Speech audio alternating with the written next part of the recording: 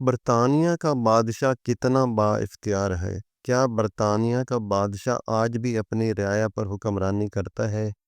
کیا وہ پارلیمنٹ کو برخاست کر سکتا ہے؟ آج ہم جانیں گے برطانوی بادشاہ کے اصل اختیارات۔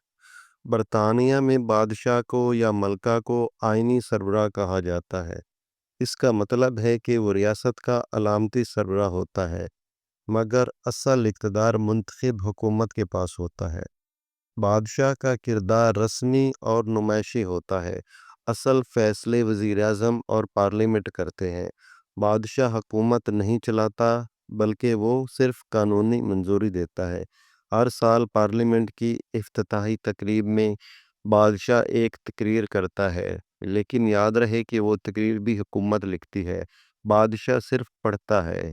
آئیے دیکھتے ہیں بادشاہ کو کون کون سے اختیارات حاصل ہیں۔ نمبر 1، وزیر اعظم کو مقرر کرنا۔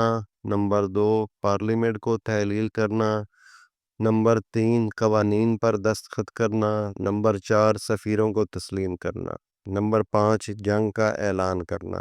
لیکن یاد رہے کہ برطانوی بادشاہ یہ تمام اختیارات وزیر اعظم اور کابینہ کے مشورے سے استعمال کرتا ہے، اور برطانوی بادشاہ کبھی بھی وزیر اعظم یا کابینہ کے مشورے کو رد نہیں کر سکتا۔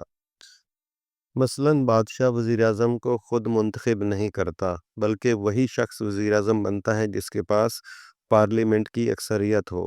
بادشاہ عدالتوں میں مداخلت نہیں کر سکتا۔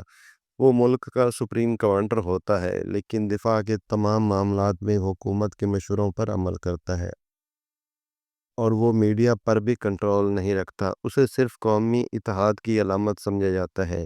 تو کیا بادشاہ صرف رسمی شخصیت ہے؟ جی ہاں، آج کل کا برطانوی بادشاہ علامتی ہے، بااختیار نہیں۔ اصل طاقت عوامی نمائندوں کے پاس ہے۔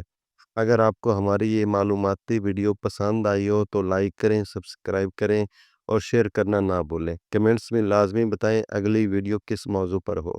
اللہ حافظ۔